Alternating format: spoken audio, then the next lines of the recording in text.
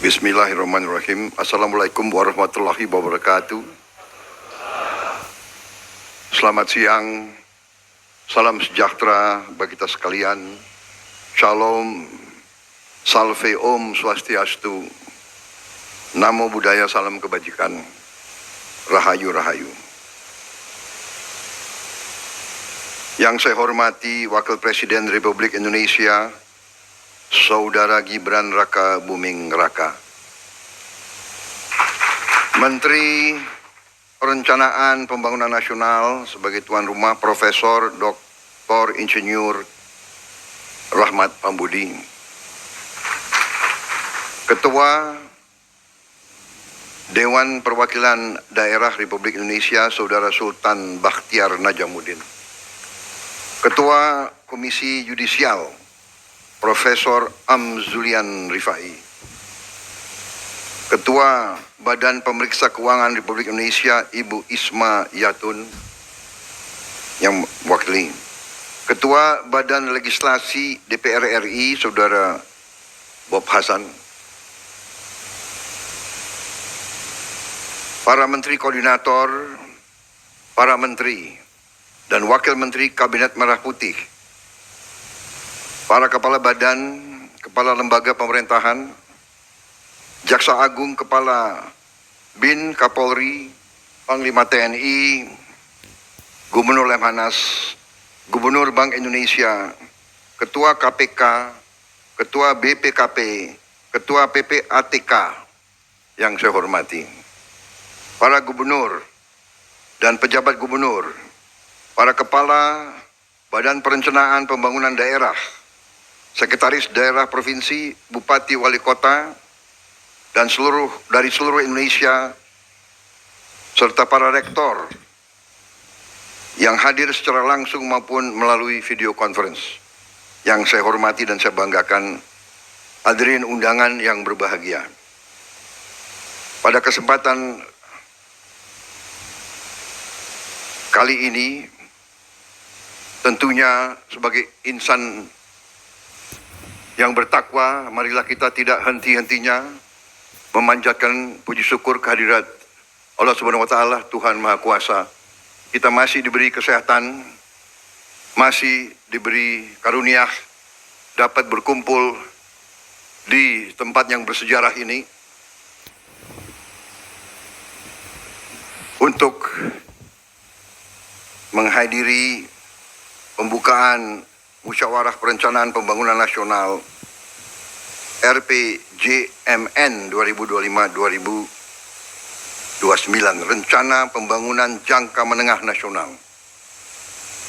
Dalam kesempatan kali ini saya ucapkan terima kasih kepada Kepala Bappenas dan seluruh jajarannya serta seluruh gubernur dan kepala Badan Perencanaan Daerah, Pembangunan Daerah yang telah bekerja keras menyusun dan menghasilkan rencana pembangunan jangka menengah ini.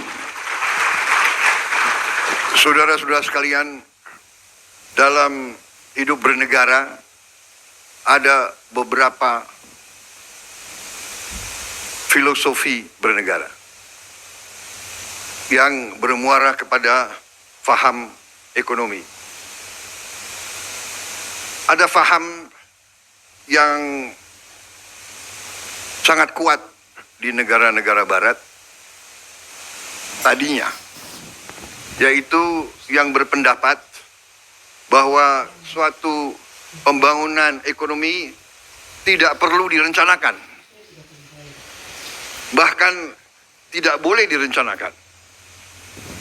Mereka menganut pemikiran yang disebut neoliberal sekarang, bahwa yang mendorong ekonomi adalah pasar. Pemerintah itu hanya sebagai regulator dan sebagai wasit.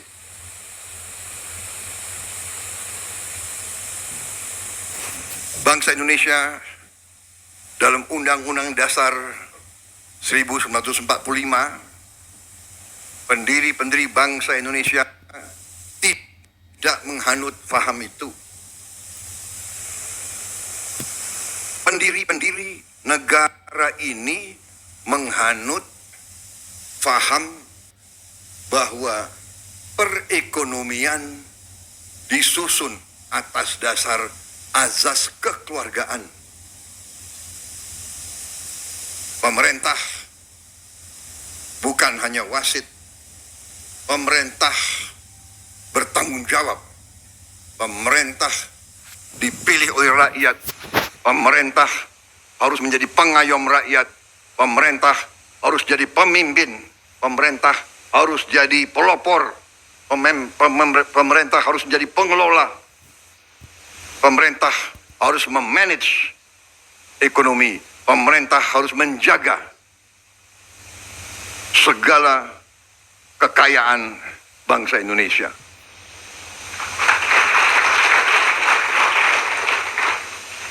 Saudara-saudara, dalam pemahaman ekonomi yang kita sekarang wajib dan pantas untuk menyebut ekonomi kita ekonomi Pancasila.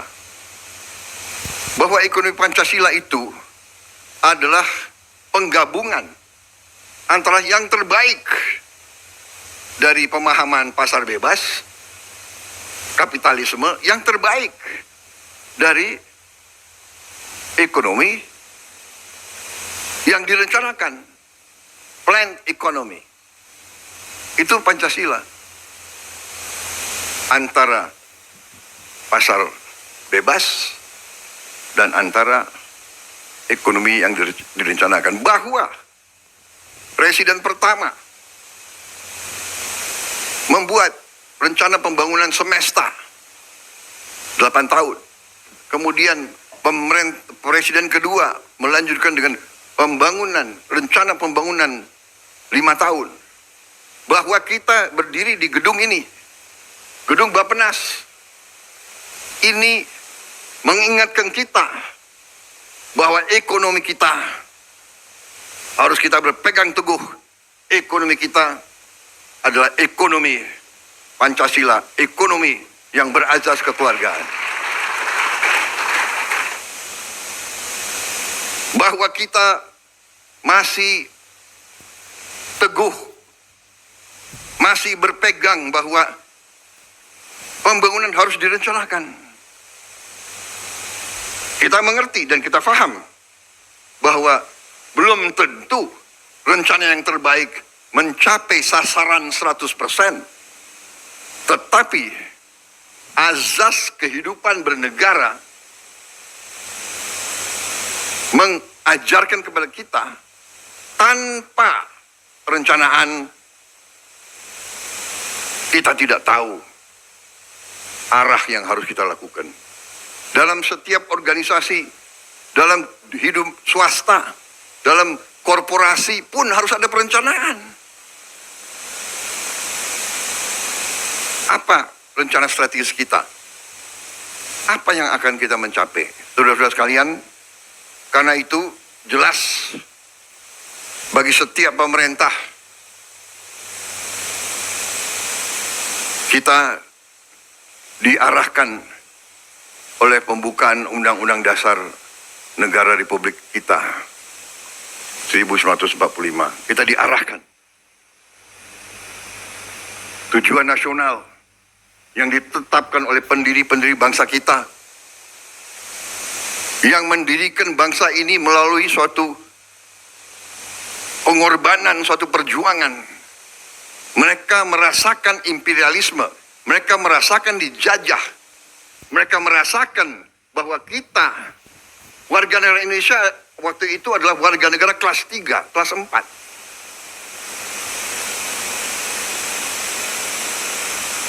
Tujuan nasional pertama, azas perlindungan, melindungi segenap bangsa Indonesia dan seluruh tumpah darah Indonesia. Melindungi. Saya disumpah, Saudara Wakil Presiden disumpah untuk menjaga, menjalankan Undang-Undang Dasar.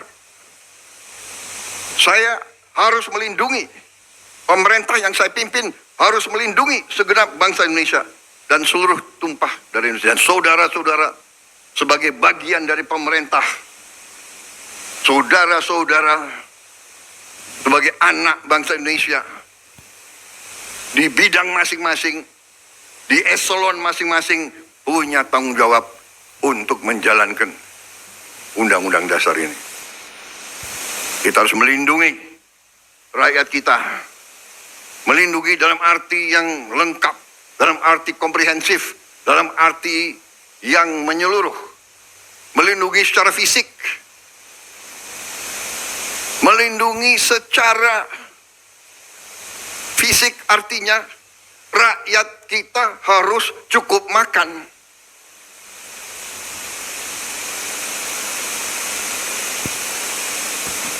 Melindungi secara fisik rakyat kita harus cukup makan.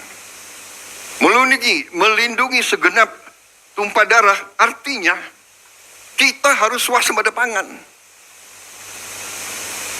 Bagaimana kita mau lindungi segenap bangsa kalau kita tidak bisa jamin makan? Tidak ada negara, tidak ada peradaban tanpa pangan. Saya ingatkan saudara-saudara sekalian. Mari kita kembali ke dasar pengetahuan. Jadi, perencanaan pembangunan nasional ini penting. Tetapi dasar-dasarnya saya kira menjadi acuan bagi kita. Baru sesudah kita lindungi, tentunya setelah kita menjamin fisik daripada rakyat kita, kita menjamin juga sumber-sumber kehidupan rakyat kita. Kita harus jaga tumpah darah kita, tanah air kita, yang kita nyanyi itu.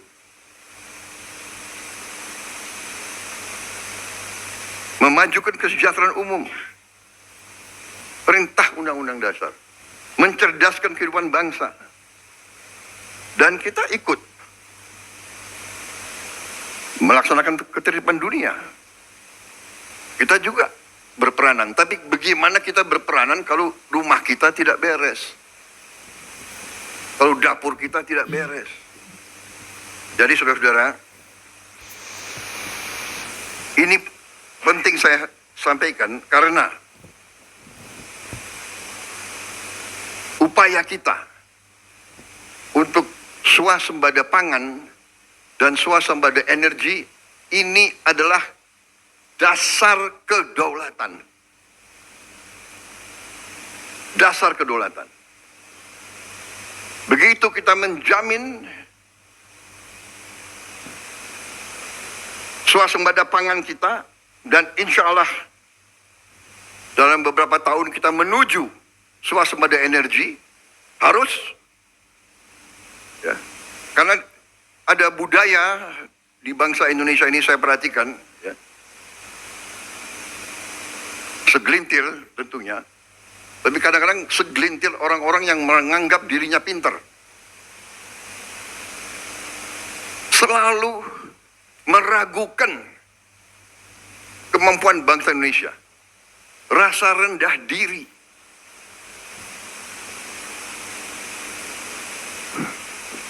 Punya gelar profesor, sekolah di mana-mana yang terkenal, tapi mentalnya masih mental rendah diri. Apa yang dilakukan bangsa sendiri selalu jelek. Belum kita bekerja sudah mulai nyinyir. Gitu.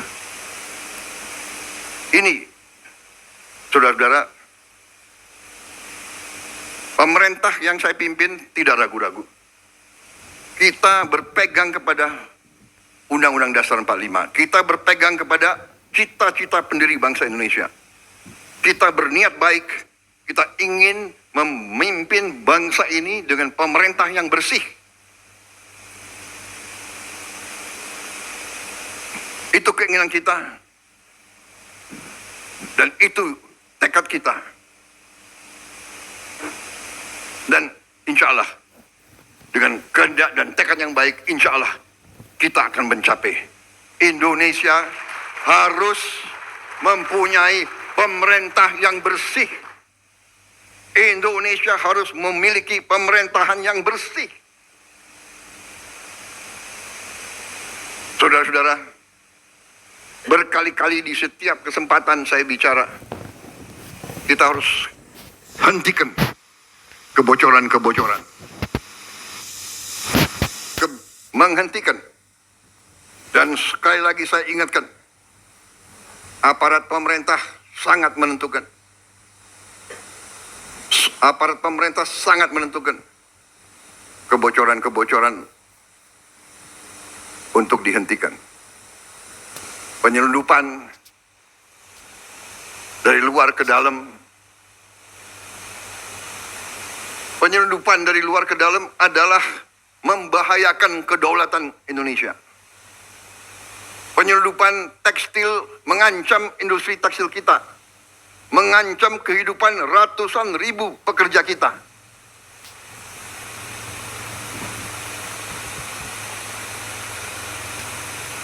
Saya nanti akan cari ahli-ahli hukum, apa wewenang yang bisa saya berikan kepada aparat.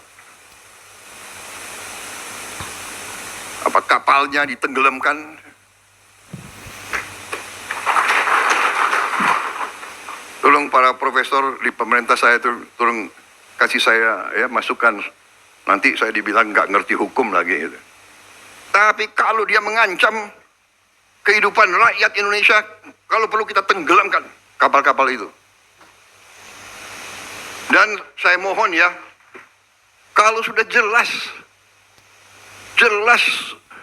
melanggar, jelas mengakibatkan kerugian triliunan, ya semua unsurlah.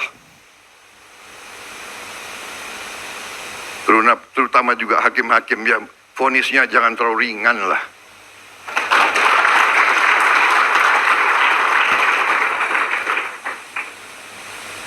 Nanti dibilang Prabowo nggak ngerti hukum lagi. Tapi rakyat pun ngerti, rakyat di pinggir jalan ngerti. Ngerampok triliunan, kalau triliunan, ratusan triliun. Vonisnya sekian tahun. Nanti jangan-jangan di penjara pakai AC, punya kulkas, pakai TV. Tolong Menteri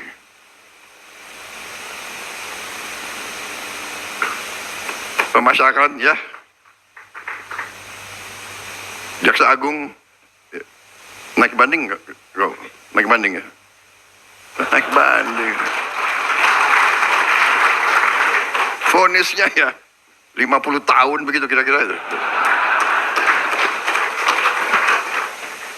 Kita semua, mari kita kembali ke jati diri kita, kembali ke 17 Agustus 45, cita-cita pendiri bangsa kita. Saya tidak mau nyalahkan siapapun, ini kesalahan kolektif kita. Mari kita bersihkan.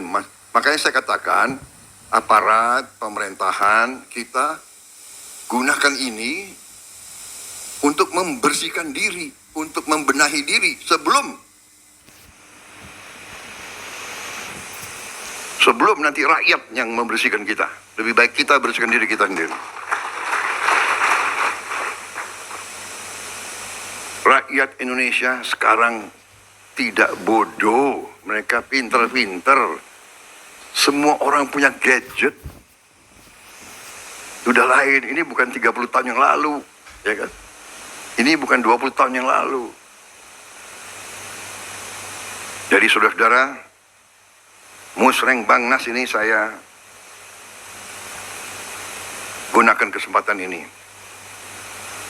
untuk